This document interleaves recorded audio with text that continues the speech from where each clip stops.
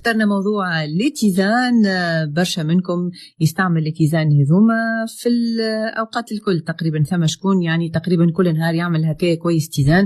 اليوم باش نحكيو على الموضوع هذا مع أخصائية التغذية علا حاضرة معنا في المباشر. صباح النور، أهلا وسهلا. صباح النور، دونك نسلم عليك على جميع المستمعين. شكرا ليك ومرحبا بك معنا من جديد.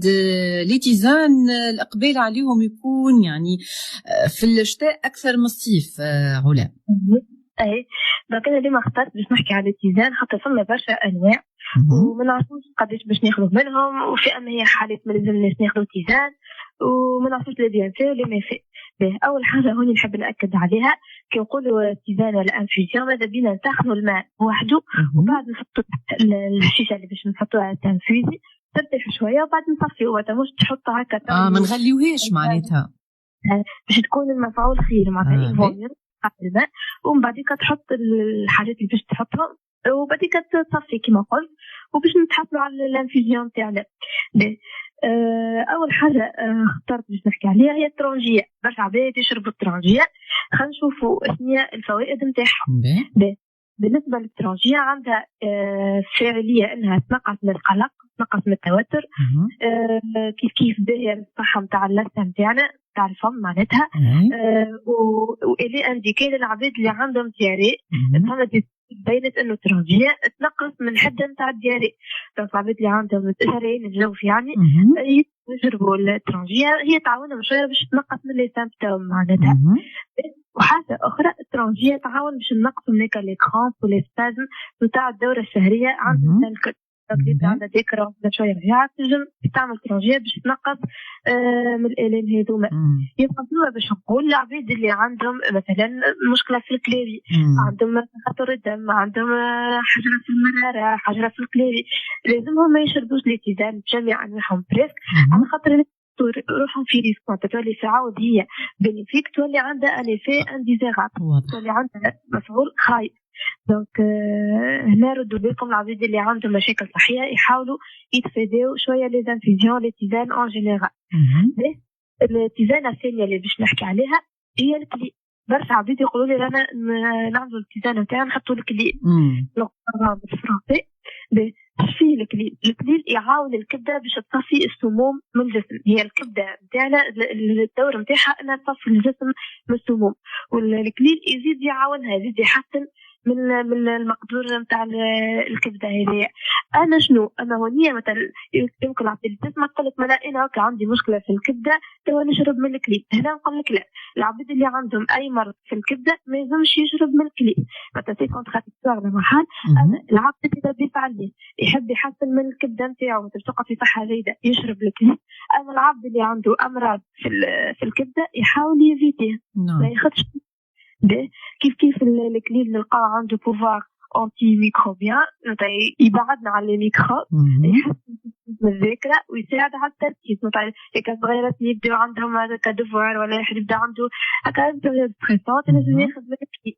المهم ما نكثروش، مثلا كي تحط يبدا برشا ماء ودوب الكليل ما نكثروش في الكونتيتي. كيف الكليل يحمي من موت الخلايا الدماغيه نتاعنا، معناتها يبعدنا على الامراض تليف الجهاز العصبي كيما الخرف والباركنسون ولا الزهايمر.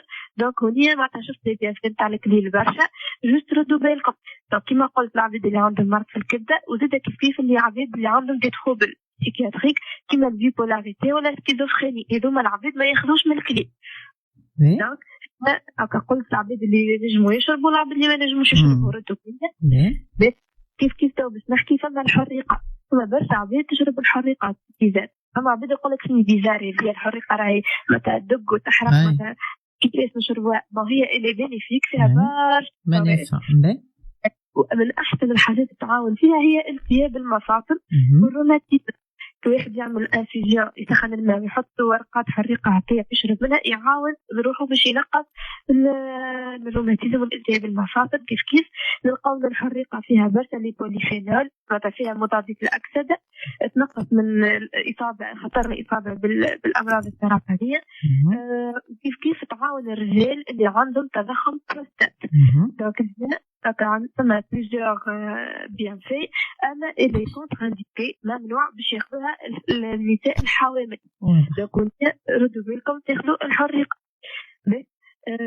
التزامة الرابعة اللي باش نحكي عليها هي الرند راهو ياسر باهي، يعاون باش ينقص من ضغط الدم. العباد اللي عندهم ليبرتونسيون يحاولوا انهم يشربوا منها شويه، وكيف العباد اللي عندهم ليبوتونسيون اللي يطيح لهم في التونسيون يوليو ما يشربوهاش، خاطر هي بطبيعتها تنقص من التونسيون وتعاون باش نحسنوا زاده من جهاز التنفسي نتاعنا. العباد اللي عندهم مشاكل في النفس، عندهم ضيق التنفس، اللي عندهم قريب، اللي عندهم اي مشكله في هكا في التنفس وكل، الرند يعاون باش ينقص من الاعراض، مش يداوي اما ينقص من الحده نتاع الاعراض. دونك هي العباد اللي تسمع اللي عندهم قريب، اللي عندهم ازم، اللي عندهم اي مشكله في الجهاز التنفسي، نجم يعمل كيس ماء يسخنوا، نقولوا فيه 250 ملل، يحط شويه نتاع مغرفه قهوه من هيك الرند مرشي، والا كورق فيه زيت وكهرباء. اخر حاجه باش نحكي عليها اليوم هي النعناع باهي للعباد اللي عندهم لي دوفير بوليكيستيك، النساء اللي عندهم تكيس في لي دوفير نتاعهم، عندهم خاطر ليش النعناع ينقص من نسبه الهرمون نتاع الذكوره في الجسم، وهكذا يولي ينقص من الخطر نتاع لي دوفير بوليكيستيك. دونك هنا عطيت برشا فوائد لكل عشبه، نحاول نبعدوا على الاتزان للعباد اللي سميتهم الكل، وديما القاعده الجنرال اي عبد يكون عنده مشكله في الكليه ولا في الكبده ولا في المره ولا عنده امراض معينه هكا مزمنه، قبل ما يشرب تيزان يسال الميدسان سبيسياليست نتاعو ولا الاخصائي نتاعو قبل ما يستعمل. ولا خابه من الاستشاره راهي باهيه وديما منصوح بها، وكما قالت علا نحاولوا انه نغليوا الماء ومن بعد نصبوا والا نحطوا التيزان اللي احنا حاجتنا به، معناها ما نغليوهش في الماء، مش منصوح به برشا باش الفايده تحصل اكثر. نحب نقول حاجه اخرى بربي، ثم برشا عباد يسمعوا ويقول لك هاي مثلا ترونجيه باهيه والحريقه باهيه والرند باهي كلهم باهيين، تو نعمل ماء ونحط فيه كل شيء. لا ما تعملش خطه كامله على خاطر كي نحب نستفيد انا من الكليل مثلا ولا من الرند ولا الفوليو يكون وحده باش يعطي لا بيو ديسبونيبيليتي نتاعو، باش تكون الفاعليه نتاعو 100%. فوالا معقول برشا. يعطيك الف صحه، شكرا ليك علا، ان شاء الله نهارك احلى واسعد الايامات. نشكرك برشا على المداخله هذه اللي عطيتها لنا واقترحتها علينا اليوم، ليتيزان وما ادراك ما ليتيزان، ونعرفوا الاعشاب والطبيعه هي صيدليه كامله ومتكامله نلقاو فيها برشا منافع، لكن زاد كيف الواحد لازم يحتاط وياخذ يرد باله وقت اللي يجيب شيخ تيزان ويبدا هو عنده مرض معين. الاستشاره نتاع الطبيب راهي لازمه وضروريه.